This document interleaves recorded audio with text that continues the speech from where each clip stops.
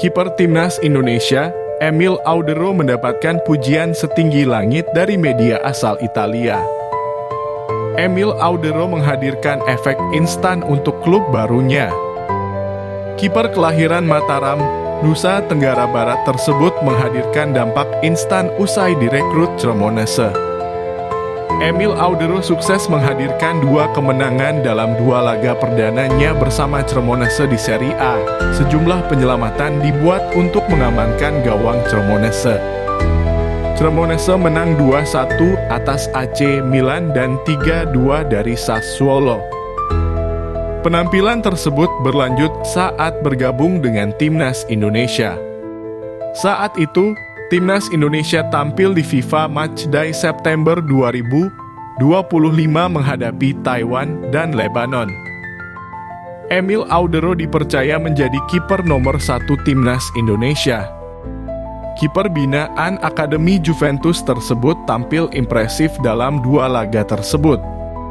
Dirinya sukses menciptakan 2 clean sheet bersama Timnas Indonesia. Selain itu, dirinya juga menciptakan penyelamatan gemilang saat menepis tembakan pemain Lebanon di babak kedua. Penampilannya tersebut dapat sorotan dari media asal Italia, Tutto Mercato. Emil Audero dapat pujian usai sukses mencatatkan 2 clean sheet bersama Timnas Indonesia. Perannya dinilai sangat menentukan bagi penampilan Timnas Indonesia saat ini. Hanya 3 pemain Cremonese yang tampil di jeda internasional, tulis Tutto Mercato. Kiper Timnas Indonesia Emil Audero memainkan peran kunci. Berhasil menjaga clean sheet dalam 2 pertandingan bersama Timnas, tulisnya. Kini, Emil Audero kembali ke Cremonese usai bertugas bersama Timnas Indonesia. Kiper 28 tahun tersebut bakal bersiap di lanjutan Liga Italia 2025/2026. Cremonese bakal menghadapi Hellas Verona pada Senin 15 September 2025. Emil Audero diharapkan tetap konsisten tampil impresif. Jasanya dibutuhkan Timnas Indonesia dalam ronde keempat kualifikasi Piala Dunia 2026 pada Oktober mendatang. Timnas Indonesia bakal menghadapi Arab Saudi dan Irak di Jeddah.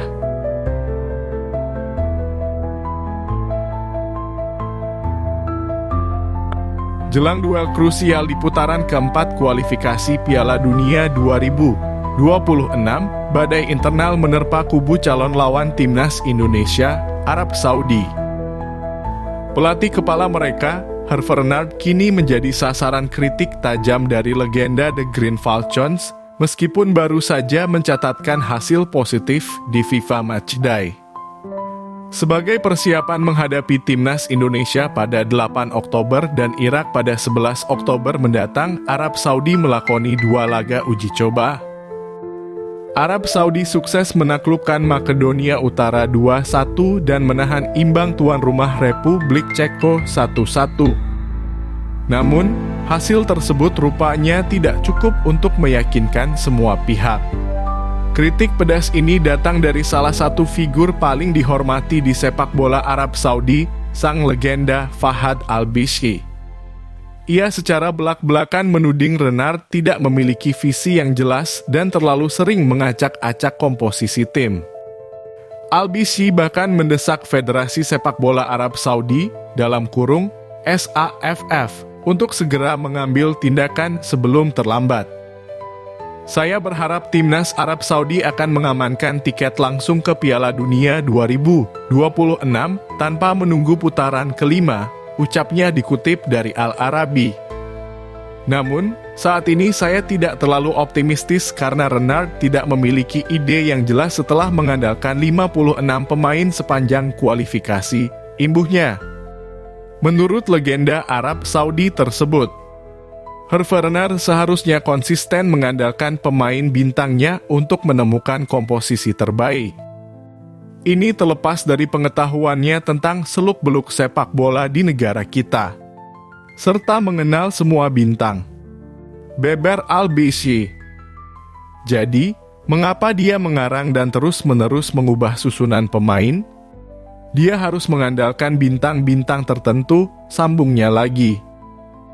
Kritik Al-Bishi semakin tajam saat ia mempertanyakan keputusan aneh Renard yang tidak memanggil bintang AS Roma, Saud Abdul Hamid, dalam jeda internasional terakhir. Baginya ini adalah bukti nyata dari kurangnya strategi yang jelas dari sang pelatih. Ketidakhadiran Saud Abdul Hamid di jeda internasional terakhir sungguh aneh, katanya.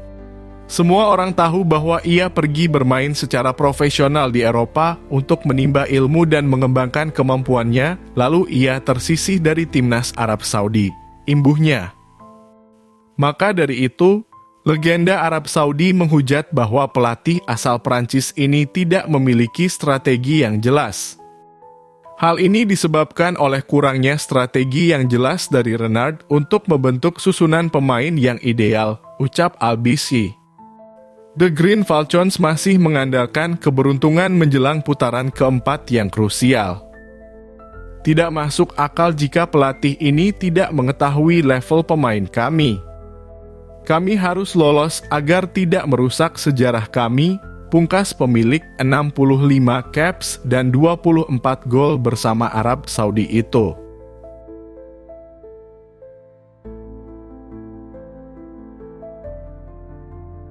Setelah melewati proses panjang dan penuh pertimbangan, Calvin Verdonk akhirnya resmi diperkenalkan sebagai pemain anyar Lille pada Jumat, 12 September 2025. Namun, bukan hanya kepindahannya ke klub Ligue 1 yang jadi sorotan. Dalam momen perkenalannya tersebut, pemain berusia 28 tahun ini akhirnya membuka kisah di balik keputusannya membela timnas Indonesia. Termasuk peran penting seorang sosok pelatih yang pernah membesut Garuda, Shin Tae-yong. Calvin Verdonk mengungkapkan bahwa keputusannya untuk membela timnas Indonesia bukanlah keputusan yang diambil dalam semalam. Bek timnas Indonesia, Calvin Verdonk diumumkan sebagai pemain anyar klub Liga Prancis Lille. Ia menyebut, perjalanan menuju status sebagai warga negara Indonesia dalam kurung WNI merupakan proses panjang yang berawal dari ajakan istimewa. Mantan pelatih timnas Indonesia sebelumnya, dalam kurung Shin Tae-yong, meminta saya membela timnas Indonesia dan saya mulai mengikuti sepak bola di sana, kenang Calvin Verdonk. Ajakan itulah yang ternyata menjadi pemicu awal hatinya tergugah untuk memperhatikan sepak bola tanah air. Bukan hanya sekadar ajakan formal, namun menurut Verdonk, pendekatan tersebut membawa pengaruh besar terhadap keputusannya. Sejak saat itu, ia mulai mengikuti perkembangan timnas Indonesia secara serius. Dalam pernyataannya, Verdonk juga menyinggung latar belakang keluarganya yang membuatnya memenuhi syarat untuk membela Garuda. Ia menegaskan bahwa darah Indonesia yang mengalir dari ayahnya memberi dasar kuat untuk proses naturalisasinya. Iya, itu benar, ibu saya lahir di Belanda dan ayah saya lahir di Indonesia. Jadi saya bisa memilih untuk membela Belanda atau Indonesia, ujarnya. Keputusannya untuk memilih Indonesia bukan sekadar karena garis keturunan, tetapi juga karena misi besar yang ditawarkan Piala Dunia 2026. Proyek ambisius tersebut menjadi magnet bagi pemain kelahiran Belanda ini untuk turut serta memperkuat skuad Garuda. Mereka meminta untuk bisa membela timnas Indonesia dengan target tampil di Piala Dunia, dan inilah kenapa saya memilih Indonesia, tegas Verdonk. Setelah melewati proses naturalisasi yang cukup panjang, Calvin Verdonk resmi mendapatkan paspor Indonesia pada 4 Juni 2024. Tak butuh waktu lama, pada bulan yang sama, ia langsung menjalani debut bersama timnas Indonesia, menandai awal kiprahnya di level internasional bersama Garuda. Kini, Calvin menjadi bagian dari skuad yang tengah berjuang di babak keempat kualifikasi Piala Dunia 2026 zona Asia. Indonesia tergabung di grup berat bersama Arab Saudi dan Irak. Meski tantangan besar menanti, Calvin tetap optimis dan melihat potensi besar dari perpaduan pemain lokal dan naturalisasi. Perjalanan timnas Indonesia masih panjang, namun penuh harapan, ucapnya. Bagi Calvin Verdon, mimpi tampil di Piala Dunia bersama timnas Indonesia bukan sekadar ambisi pribadi. Ia melihat perjuangan ini sebagai bagian dari proyek besar yang perlu didukung secara kolektif dari federasi, pemain, hingga seluruh masyarakat. Dengan pengalaman bermain di Eropa dan semangat membela negara ayahandanya, Calvin bertekad untuk terus memberikan kontribusi terbaik. Kini, kisah perjalanannya menuju Garuda tak lepas dari peran penting Shin Tae-yong. Meskipun sang pelatih sudah tidak lagi membesut timnas, jasanya tetap membekas di hati Verdon. Dan bagi publik Indonesia, kisah ini menjadi pengingat bahwa proses panjang, keyakinan, serta pendekatan yang tulus bisa menghadirkan perubahan besar.